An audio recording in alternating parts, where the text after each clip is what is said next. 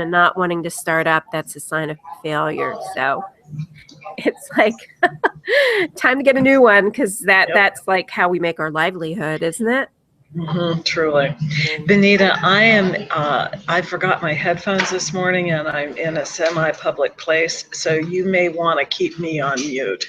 Okay. Do you know how to mute yourself by chance? Oh, yeah, sure. I can do that as well. Let me see here. I can mute you, Deb. I thought you could from there, yeah. I can. So let me see here. I think I have you muted now. I don't hear any more background noise. Welcome to the call. I see Joe Ellen has joined the group. Welcome, Joe Ellen. And Deb is here, and I'm sure we'll have a few other people joining us as we go on. So I will get started with the content. And as I mentioned to Deb, if you weren't on the call, my computer is failing. So I am very lucky to be here today. And if for some reason you would lose the entire presentation, I probably won't be able to come back, but I'm hoping that we get through this. Welcome to the call. It's fantastic to be here in support of the Lunch and Learn Business Education Series webinar that we are doing today, Poised for Sales Success, Filling the Holes in Your Sales Funnel. What we'll do today is we'll take a look at the sales funnel and places where there are potential leaks. We'll talk about ways to plug them and also share tools to help you keep yourself on track and ready to handle additional clients. What I'd like to do is just take a moment administratively. We have a chat for this webinar. It's on the right side of your screen.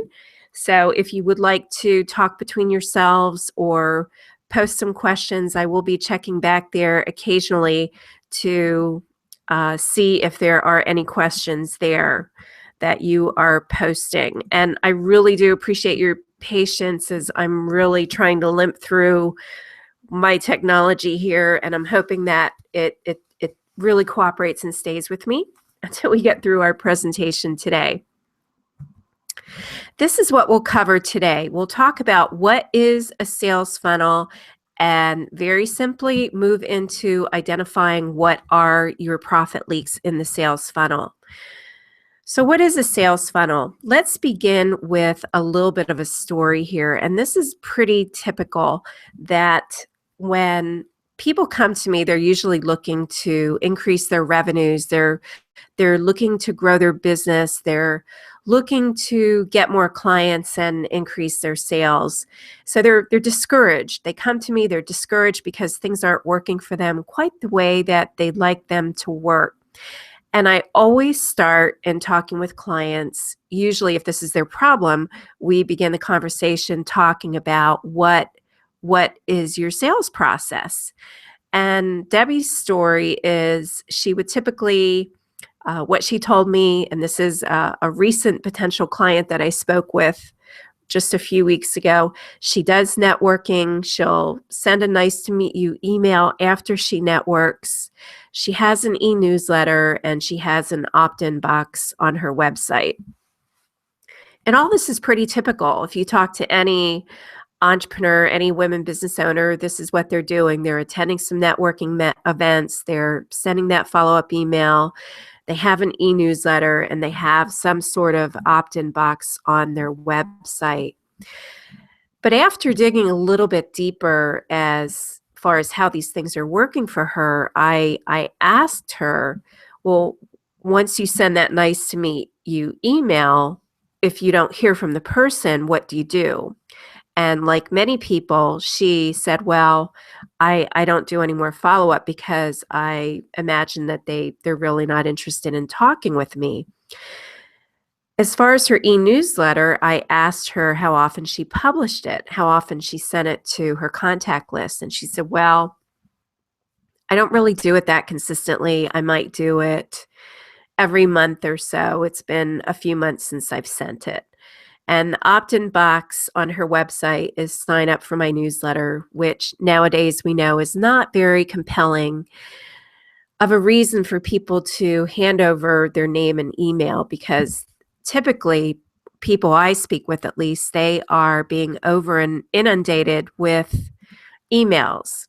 even though they know they're getting too many emails, they're on too many lists, it's just something that they're really pretty reluctant to sign up for any more newsletters and get on anyone else's lists unless they really see high value in it.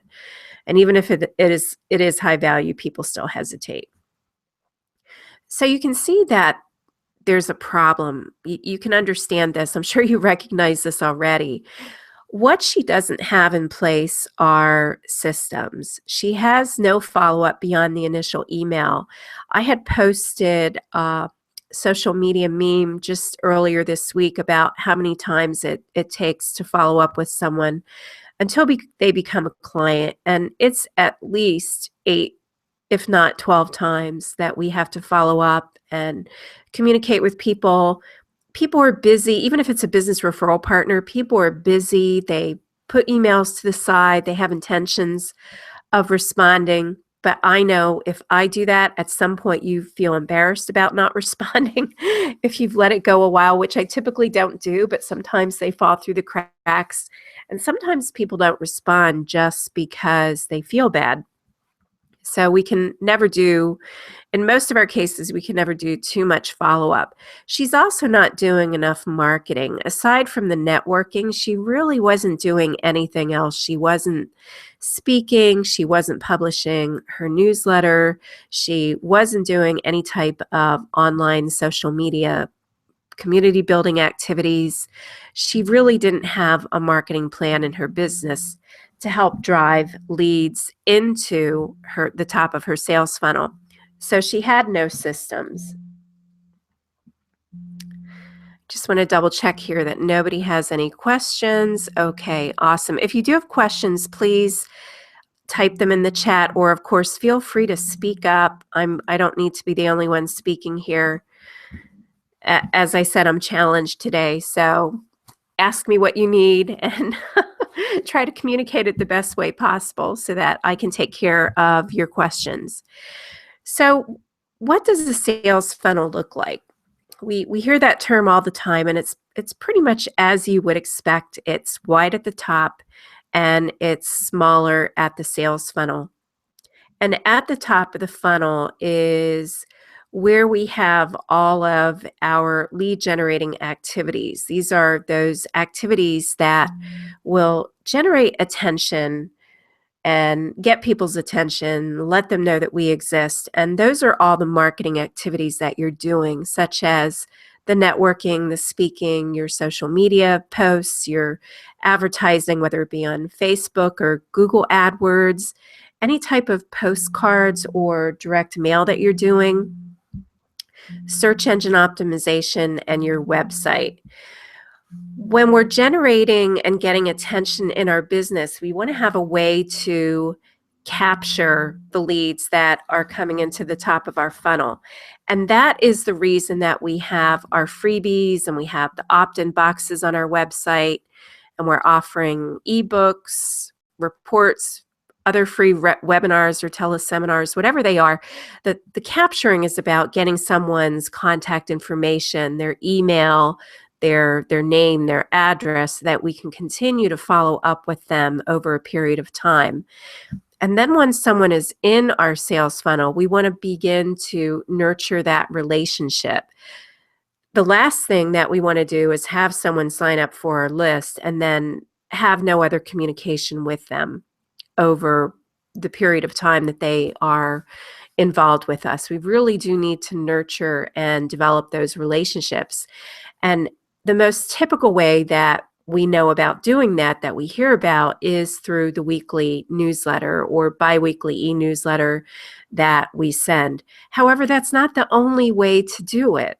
We can send thank you notes in the mail, or by email. We can invite people to attend special events, whether it be a live event or some sort of webinar or teleseminar.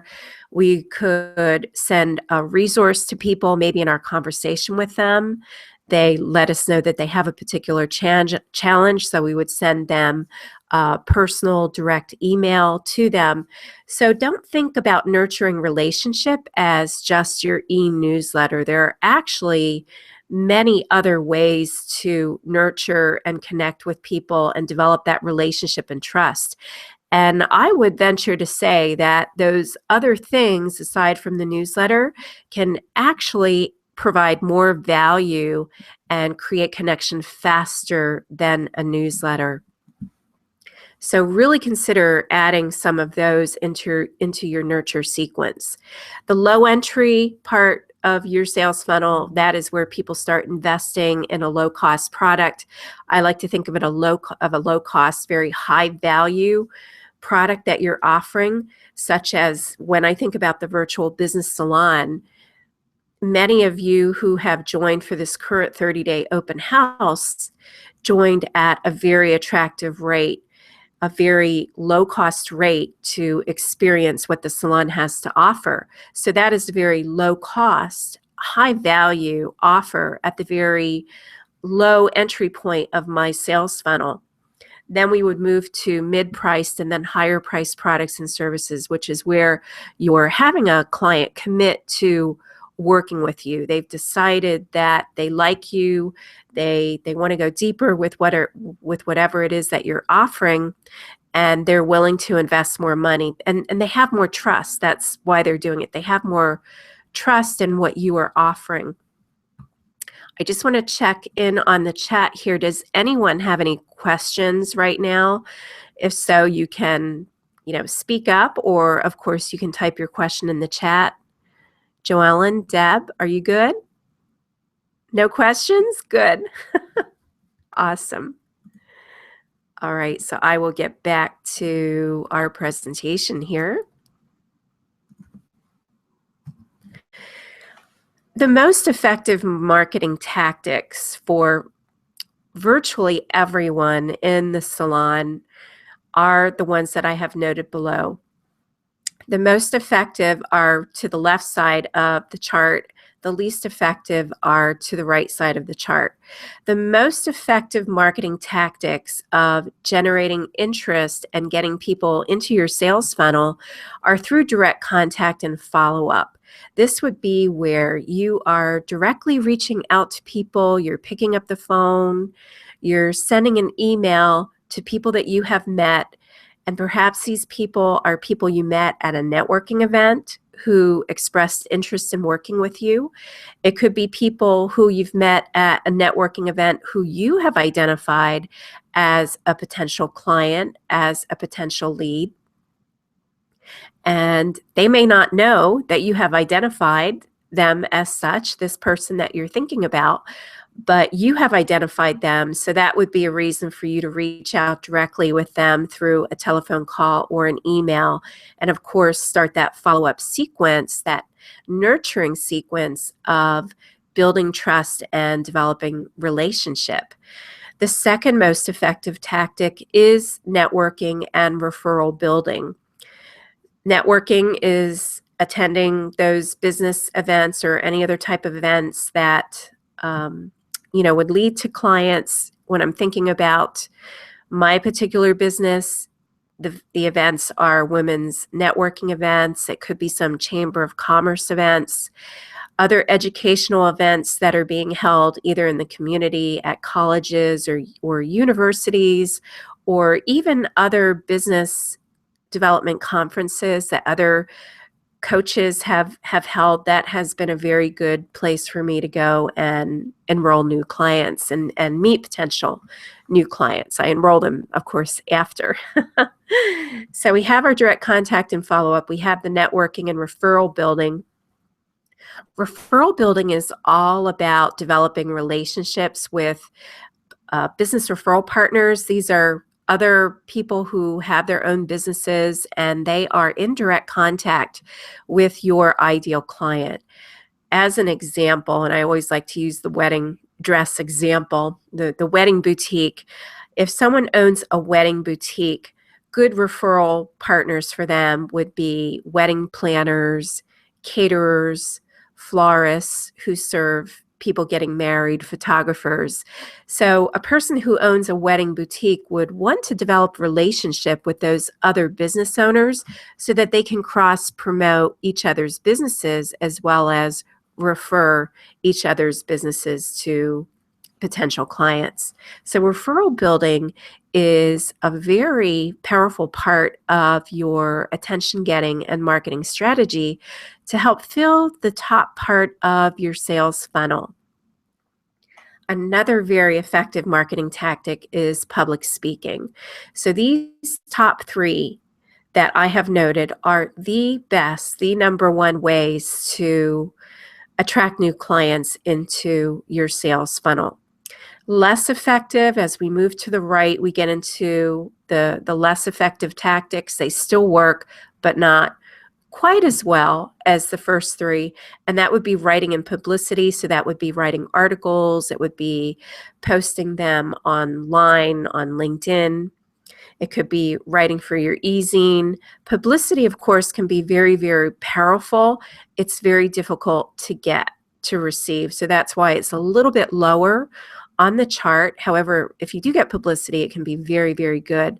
Promotional events, those are live events that you may have.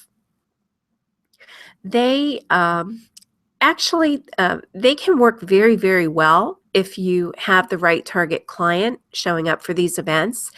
The thing is, they take a lot of time, energy, and in some cases, money to put on. So that's why, again, I have them a little bit lower on the scale as far as most effective marketing tactics. However, if you're willing to invest the time, energy, and money required, they can become very powerful marketing tactics and move further to the left of this chart here. And it's actually one of the ways that I use to engage and attract new clients. This has worked actually very well for me, the promotional events. So personally for me, it's further to the left. This is a general chart here of how these things might work for a typical person. And then advertising is the least effective. If it's very targeted, it can work very well. So the point I'm trying to make here is if you need clients or you want more clients, where you want to focus, without a doubt, are on the first three activities that I have noted: the direct contact and follow-up, the networking, building your referral network, and doing public speaking, and then inviting people to get into a conversation with you. Those are the most effective ways. In fact, when I'm thinking about this chart, I'm probably going to be flipping the writing and publicity and the promotional events. I'm going to be nudging the promotional events to the left. That is also another great way to get new clients. Again, if you're willing to invest the time, energy, and money in putting on any type of promotional event, which, by the way, can be as simple as having an event in your home. I'm known for having my evening salon events or my afternoon tea parties. I have cocktail parties, which is a good way to invite potential clients as well as current clients and business referral partners to an event. And it also means having some sort of workshop at a location, whether it be at your home or somewhere else at some sort of venue. I'm going to check in with the group here, see if there are any questions. There are no questions, then I will continue on. Let me ask this question. Is this information valuable so far? Are you getting some benefit out of it? Okay.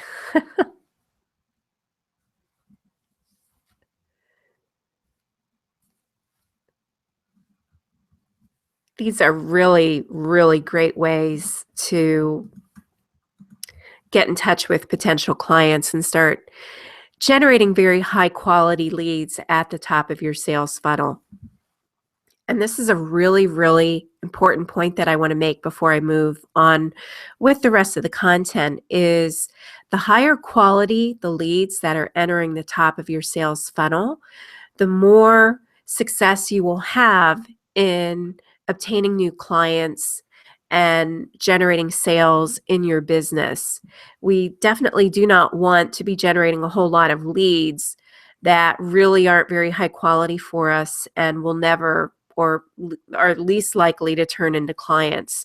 So really pay attention to where you're networking, where you're speaking, know who is your right client, know that ideal client criteria so that you know where to network, you know where to speak, and even behaviorally, what type of client is the best type of client for you, so that you end up working with people not only who will value what you offer, they will also be willing to pay for your services, pay you what you're worth, and those people will be a lot more fun to work with. It will be a lot more fulfilling, and we won't run into those issues where we may have some clients that really aren't the best types of clients for us.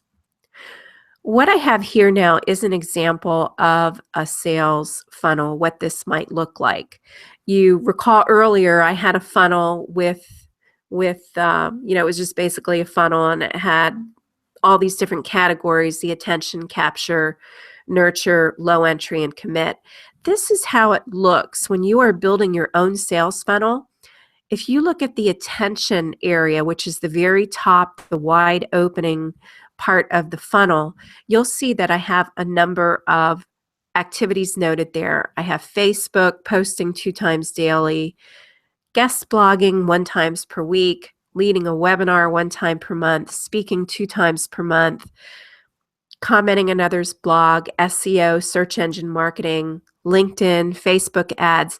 These are all examples of ways to generate attention and increase visibility of your business to your right clients, your ideal clients. It's really helpful to use a chart like this. And a chart like this is already posted in the Facebook forum. I will post this template once again, just so it shows up at the top of the files tab. It's at the top as far as the documents go. It's really good to go through this exercise so that you really think through, what are the different parts of my sales funnel, and how will I move people through my business, not only to generate interest and attention, but to capture their contact information so that I have the ability to nurture and follow up with them and develop that relationship, and then eventually have them agree to buy some sort of product or service from me. So really, really important to go through this process of creating your sales funnel. The last time that I taught this particular class, filling the holes in your sales funnel, we had a couple people who, once they created their sales funnel, they just, like, using this template, they thought this was one of the most valuable things that they ever did for their business, because they finally had a visual path of how they wanted people to move through their business and eventually become clients. So I would highly recommend that you do this activity as well. There are 3 types of people who are in your sales funnel. They are leads, prospects, and customers. And we often hear these terms used, and I'm just going to go through a quick definition of what they mean. Leads are people who have entered your sales funnel. They may be people who have visited your website and they clicked in your opt-in box and put their name and email in to get some sort of freebie, some sort of free report, or sign up for a webinar, teleseminar. Very low risk, usually getting something for free or very low cost. That can be considered a lead which has been generated online. A lead could also be someone who requested information from you. They perhaps saw your website and they emailed you. They filled out the contact form on your website, and they contacted you that way. A lead could also be someone that you have identified as a potential lead. For example, if you are selling to corporate or you are selling to universities, you may go through some sort of directory and decide that you want to work with company X, Y, and Z. And even though they're a lead to you, this company may not know that yet. So a lead may willingly fill out information and get in touch with you, but a lead may also be a company or an individual who you have decided that you would like to work with. So there's two ways of generating these leads, and you may have heard this called push-pull marketing, and that's exactly what the difference is here. Pull marketing is where you are putting content out there, you have your website, you're publishing your articles, you're posting things on social media, and then people are coming to you, they're attracted to it, and they're signing up on your list. The push marketing is where you are pushing content out. You are pushing out communication to companies or individuals who you would like to work with. So there's the difference there. What's more effective? Honestly, the most effective way of getting new clients, or the fastest way, is the push marketing, which is where you are getting in front of people, you are providing them content, you are asking for their name and contact information if you're speaking or networking, or it could be a corporate company that you have identified. You are sending them an introductory letter in the mail. You're following it up with a phone call to schedule an appointment with a decision maker. That is the fastest way to clients. All this attraction marketing, which you hear about, that pull marketing, actually results in lower quality leads, and it takes a longer time for someone to become a client. So remember that whole push-pull thing with leads. Push is more effective than the pull, the attraction. Prospects, on the other hand, are people who have expressed interest in working with you, strong interest. What really happens so often is I have found email inquiries through my website probably the least effective way of getting clients, so I consider those leads. Prospects are people who have said, yes, I've been on your list, I've been reading and following what you do, and I really like it, and I'd like to talk with you about potentially working together. That is a prospect. And of course, we all know what customers are. Those are people who have finally made a purchase. They've invested some money, they've some money to buy our products or services. So our two goals when we're talking about our sales funnel is we want to find more high quality leads and funnel a larger number of people into that top of the funnel. And the reason for this is because the higher quality leads we have, the fewer people we actually need to funnel into the top. And the reality is in every sales funnel, there are leaks. People are going to leak out of our sales funnel. They're going to decide that they're not interested in buying anything, if ever, or maybe they're just not that interested in us. They have found some other resources which they prefer. So there is some leakage in every sales funnel. It's impossible for every lead to become a customer. The rule of thumb is you need 4 times more leads coming into the top of your sales funnel as you want customers. So if you want 10 customers, 10 clients throughout the year, you will need to have 40 high quality leads. And that's a rule of thumb. It's different for every type of business. It's different for everyone's individual business. And by keeping track of how many leads are coming into the top of your funnel and how many people eventually become customers, that is something that we can track and should be tracking so that we know what our actual number is for our business, how many leads we need that will result in X customers.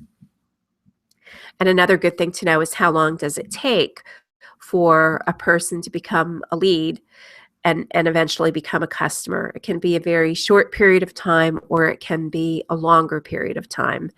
In the coaching world, it's typically 6 to 9 months, though I have enrolled many new clients who met me and enrolled within the next month or two. And speaking has really worked well for enrolling clients within a matter of weeks after speaking. So that's why it's a very effective way of attracting new clients. Another goal is we want to increase the percentage of people who move from one level to the next down the pipeline. So that goes back to the sales funnel example that I showed you, where we want to generate attention, we want to capture, we want to nurture. We want to have them commit at a lower value, low cost, high value product, to a mid-level, middling price product up to a higher price, and really become committed as a customer. Okay, Deb, I'm checking the chat here. It's a reminder that the first 3 are most important. I would love more tips on 1 and 2. Thanks. Okay, 1 and 2, is that the funnel? Would that be back? Back. Okay. Let me see if I can go back here. Okay. Let me go back. Here? That's the one? No? Back further? Here? This is it? Good. I love communicating this way. This is so cool. All right, so for the direct contact and follow-up, this is where we are directly communicating with someone. It's outreach. Think of it as outreach activities. We are meeting someone and then we are calling them on the phone, or we are emailing them. And let me give you a little bit more detail around this. What I typically do if I meet someone at a networking event and I have identified them as a potential client, phone or email, let me just address that quickly here. It really depends. I've heard that email is better if you don't know someone, that it's kind of less intrusive to email them first. But I have noticed that I actually get better results by making a phone call. A very friendly phone call and following up. And how I usually position it, because I don't know if this person is really interested in working with me, even though I may have identified them as a potential client or someone I would love to work with. How I position this phone call is, I really enjoyed meeting with you. I would love to get to know you better, learn more about your business, and learn more about who your right clients are and how I can help get you in front of your ideal client. So I position it in a way of helping first before looking for more business, because I think that's the right way to do it, because that's what networking is all about. It's not about selling, it's about being of service, and it's about helping. So that's how I position that first contact. It's all about them and helping them get in front of the right clients. And then what happens if we decide to meet in person or we decide to have a phone call? I think either is fine. A phone call is fine for the initial follow-up contact and meeting. Like, say someone says yes, you call them and they say, yes, I'm interested in talking with you. So you set up a time to chat. Maybe it's a 20 or 30-minute phone call. And during that phone call, if you determine that you're interested in going deeper with this person and they're interested in meeting and deepening the relationship, then a follow-up meeting might be very good, because honestly, I have found that meeting people in person is more effective at getting new clients than just phone calls. So that's what I would suggest. But sometimes you don't want to go right to that because meeting people takes a lot of time. So my process is contacting a person I meet, asking if they want to talk, and positioning it in a way authentically that I want to help get them in touch with their ideal clients. How can I help you grow your business? And then during that conversation, you can inquire a little bit deeper about what they have found has worked really well to help grow their business. What are their current challenges? And quite often, you will find them communicating to you a problem that you can help them solve. And this happened to me last week. I was following up with women that I met through the Epwing event. And Deb, you might know this group. It's the, I can't remember what Epwing stands for, but it's a professional networking group of women. And they meet where I met. We were up in Skokie or Evanston somewhere, and they have a Chicago chapter. Very high-level group of women. And I had a couple conversations with people that I met last week, and lo and behold, a couple of them are already working with coaches. They value coaching.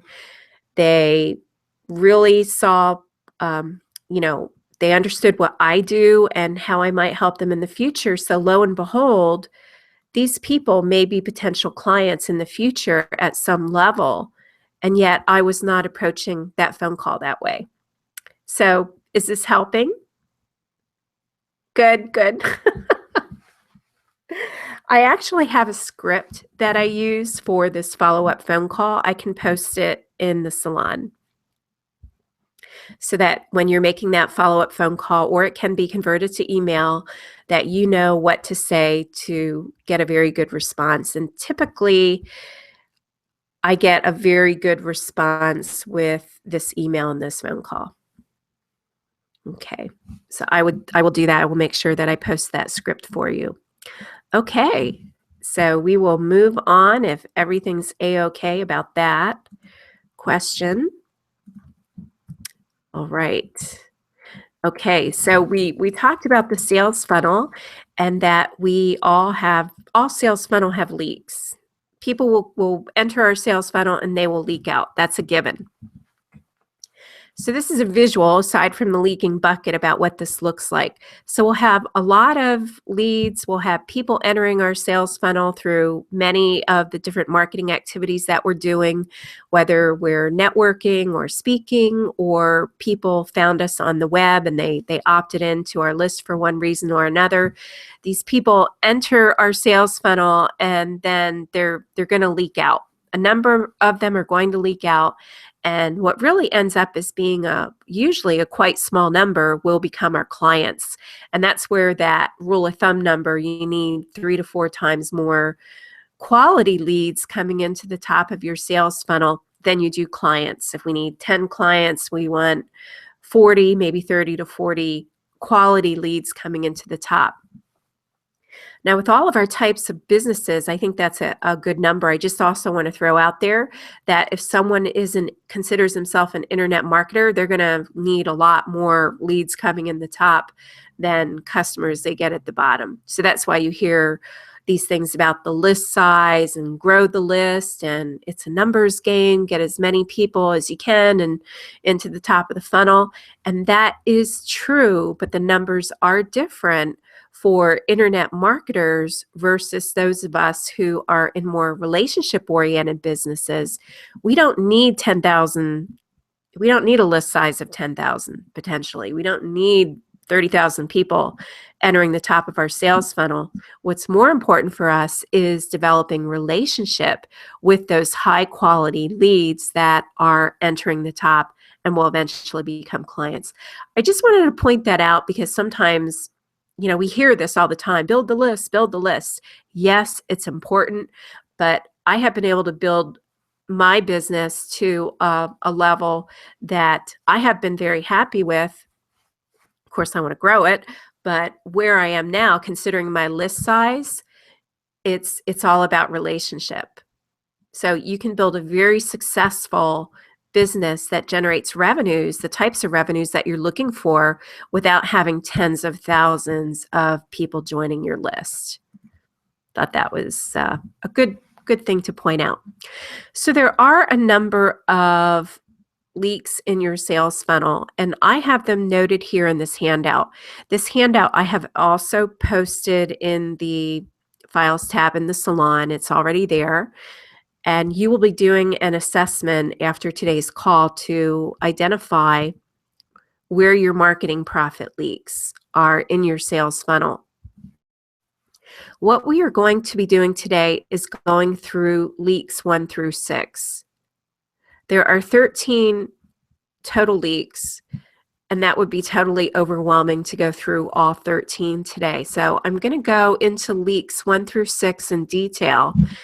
And then when you complete the assessment, you may find that you have leaks between 7 and 13. Some of those might be leaks, but you really want to address any leaks that are in the first 6 first, because that is where people are entering your sales funnel right there, or they are existing customers.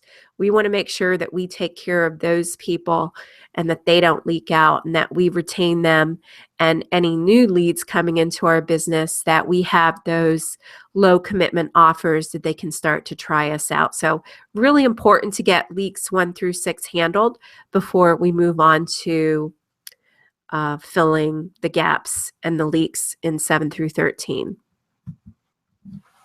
What I'll do is I'll go through leaks 1 and 2, and then I'll check back with you to see if you have any questions. Leak number 1 is forgotten customers. And what this leak is all about, it's about providing high quality ongoing service. How many times have you become a client, or you invested in something with someone, and once you invested money, you never heard from that person again, or you hardly heard from them, or you just felt forgotten in some way? I know this has happened to me, and I know it happens to other people, because most business owners, their focus is on getting new clients all the time, getting more new clients. And once they get a client, their interest is not there. It's on still getting more new clients. So ongoing service is extremely important, that we don't forget the customers that we already have. Another thing that we need to do is we need to anticipate their needs, their future needs, because their needs change over time. In the case of a coaching client, someone who signed up for services 6 months ago had very different needs then at that point in time than they may 6 months later. They have different needs. They have different issues, different problems may have arisen, or they're at a different point in their business, and looking forward, they will have future needs, future issues and challenges that may be coming up. And just because of the change in time, things just change. So we really need to have tools in place about how to anticipate their needs.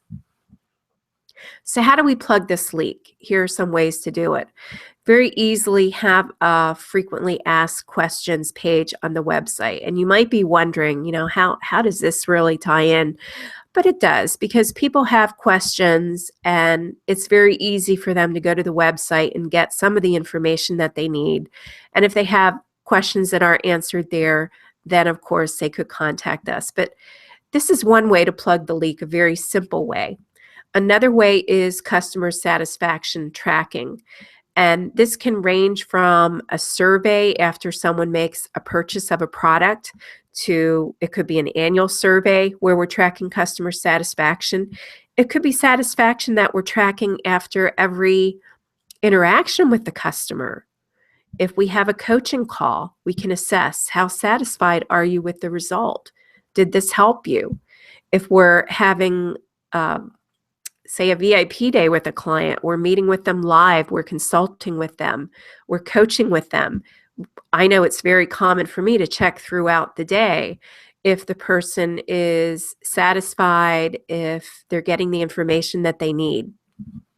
And part of the reason for that is because I really don't want someone walking away at the end of the day and saying, wow, that was a waste of time. She really didn't help me with what I needed. The only way I can know if I am helping this person is to be checking throughout the day to see that what they are learning, what the work that we're doing is helpful to them. So again, it can be in the moment, after a coaching call, during a live retreat throughout the day. It could be an exit survey after someone is finished and you do some sort of exit satisfaction tracking. It could be after they buy a product or service.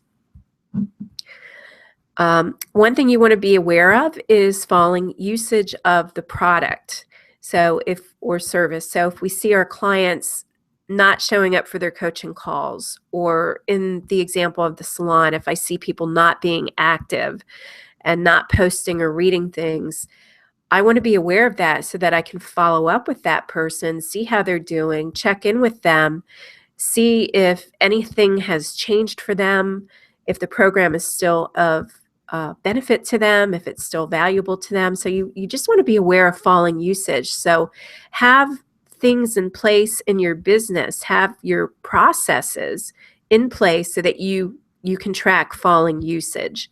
And it doesn't have to be a complicated thing. It's just more awareness. Like in the example of the salon, I have the weekly check-in. So I have put that in place so that I consciously know, okay, who is posting goals, who has posted what they want to accomplish, have they accomplished it, have they made any forward progress on it, who haven't I heard from in a while, and then I will check back with them. So that's what the falling usage is all about. And tracking use of entire services, the features, falls right in with that. We want to make sure that if people, for example, just thinking about it in my business, are they have like a quarterly 90-day goal, like a money goal. Are they filling out that form? Are they filling out their monthly accountability and success journals? Are they showing up for their coaching calls? Are they getting the work done?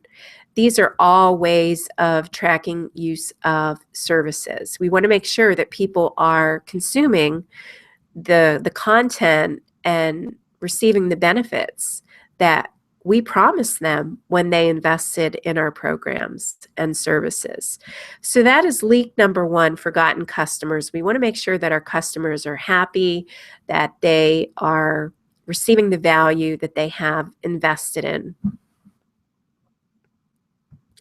Leak number two is poor onboarding, and this also has to do with customer satisfaction.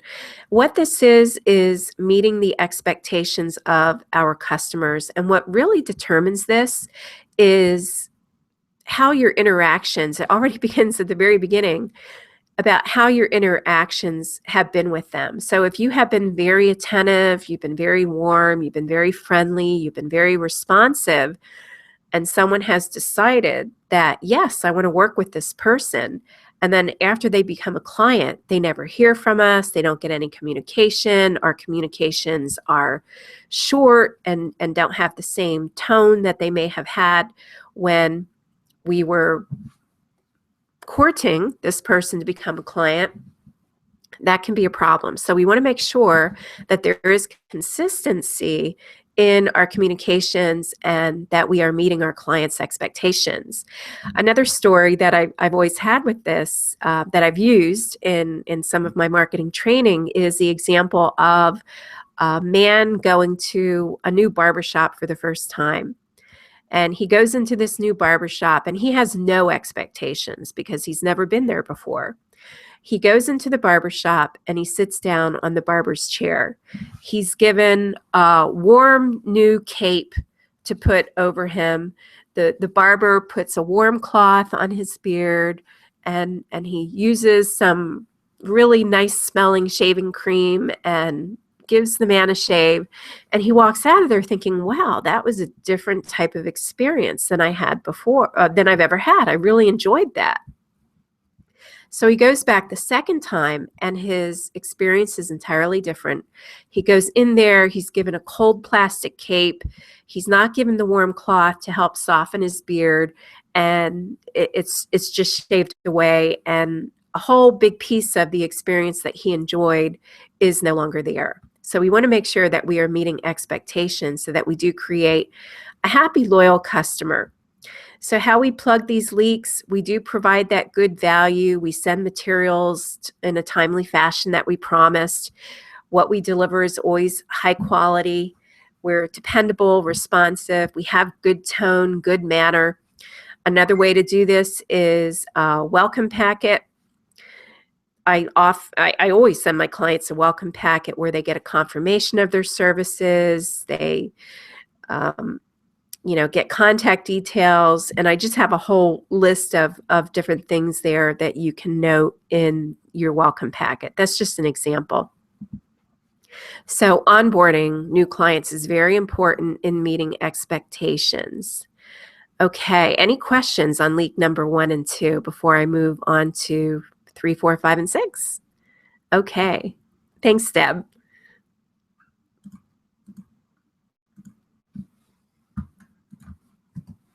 Leak number 3 is no emotional connection. So we really need to think about emotionally, how do we want our clients to feel? Do we want them to feel, and this ties right in with the branding. So when you're thinking about your brand and how you want your clients to feel, I have a bunch of words on the right-hand side. When I'm thinking about my clients, I want them to feel inspired. I want them to feel excited.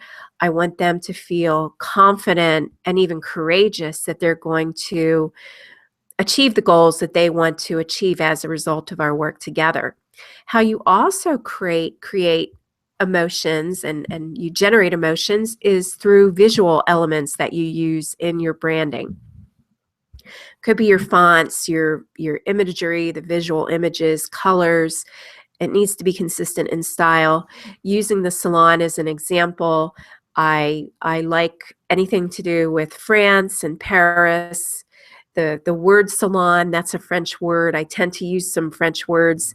I use images that are vintage in style, vintage French, and I'm pretty consistent with that. I will go off of that occasionally if I'm posting a meme and it's a relaxed meme. I may show something that has nature in it. So I do bring in nature. I do bring in food to my brand, but I really do go after that vintage French style and feel. And I'm pretty consistent about that. So emotionally, we want to create that emotional connection because people are expecting that. So how to plug this leak is have some sort of visual identity guidelines.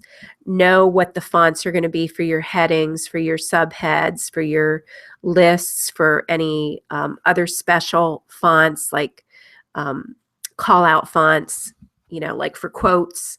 Know what types of fonts that you're going to be using and be consistent with that. Create a set of template documents so that if you are sharing, say, handouts, worksheets, materials with your clients, again, have templates that you're using that look very consistent in style, feel. Tone of voice guidelines. This is how your business sounds. So in my business, I really strive to be very warm, not like teddy bear warm, but warm, friendly, and professional. I really strive to be that and engaging. So in my emails, I will always write a personal sentence or two before I get into the reason for the email, the business reason of the email. So I'm very conscious of this. This is something that I have laid out as a guideline, and it is something that I share with my team members who I work with when they're doing any communication on my behalf. This is how I want you to sound. This is how, not the sound of your voice, but this is the tone. This is how I want you to sound. Personality, put some personality into your communications. No one likes to be dealing with something that's very flat and dry and corporate. That's just so out. People want to be dealing with other people. And think about what type of imagery, what photographs you want to use in your marketing materials and any communications that you use. So strive for having and creating emotional connection with your clients and leads and potential clients, of course. Leak number 4 is no gateway. And what this is it's a really good idea to have a product or service that people can try out before they have to make a major commitment with you in your business. So this is that low cost, high value offer. And so many people don't have that. They might have some sort of freebie, which is okay. So that really is the gateway. That really is the gateway offer. But I'm even thinking just a little bit beyond gateway into that low commitment offer, that very low price. So yes, of course, have the free opt-in offer, which you offer on your website, or if you're networking and speaking. If you're speaking, it might be the free consultation, the complimentary consultation. Have a trial period, which could be a very low cost way of working with you. low cost, high value. It could be free webinars and tutorials that they're signing up for, or product demonstrations, or free Q&A sessions. If it's an in-person seminar or workshop, I would be charging a price for that, a very low price. So have a gateway offer, and I would recommend having a free offer as well as a very low-cost offer. A mistake that many people make is they might have the free, but then they jump right to their high-priced offer. That a person can get something free, but then to work with us, they need to invest thousands of dollars. And that removes opportunities for people to work with us. So we want to make sure we have the gateway, the low cost, the middling, and the higher priced offers. Leak number 5 is no critical approval. And this is knowing who influences your buyer's decision to buy. So if you're, in my case, if I'm working with a woman entrepreneur who isn't married or she's divorced, she's the decision maker. And there's really, most of the time, there's not too many other people influencing her.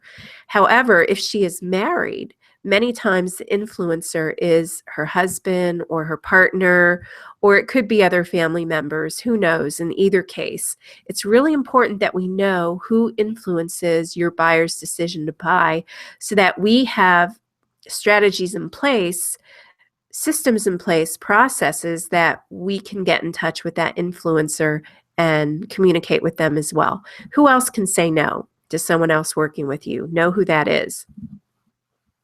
So how to plug that leak directly is communicate with the third party directly. So it has happened where I've been talking with a potential client who had a husband, and she said, well, I need to talk with my husband first. And after a series of questions, it was determined that it may be best if we all get together on a conference call and talk about the services, because quite often that third party may be looking at only the cost of the services. They have not participated in the conversation. They may not be privy to the problems and challenges that your potential client has had. They didn't hear the sales presentation. So they're just looking at price, and they can say no very easily in many cases. So being willing to communicate with that third party directly and get in some sort of conversation is a good strategy to have. Also, having materials that you can equip your buyer with so that they can pass along to these other influential people in them making a decision. Those are also things that you can have. Writing blog posts that address common objections, having a section for frequently asked questions in your presentation materials for your product or service. In the salon, in the files tab, I have, and it's outdated, I need to update it, but the program details. And in the invitation letter, in that whole packet, I have at the very end frequently asked questions. And what those frequently asked questions really are potential objections that someone may have to signing up for the program. So those objections could be, well, how big is the group going to be? Another objection could be, am I going to get personalized attention, or am I just going to be part of a big group and never be seen again? How much time do I need to invest a week to be part of this group? Those are examples of objections that I address in the FAQ section of the invitation letter. So getting critical approval from who else can say no is really, really important, in having things in place. And leak number 6 is no proof. What it is your potential clients need to believe that you can help them solve their, how to plug this leak in trust, having the party have people who are influential, who are well known, make endorsements for your products. So this also takes the forms of testimonials. It could be case studies that you're publishing, results that your clients got. It could be encouraging current customers to support you, and how you do this is make it easy for them to pass information along, so that that's like your marketing collateral. Giving them scripts, of how to talk about you and what your services are, getting public endorsements on LinkedIn, encouraging and rewarding for referrals.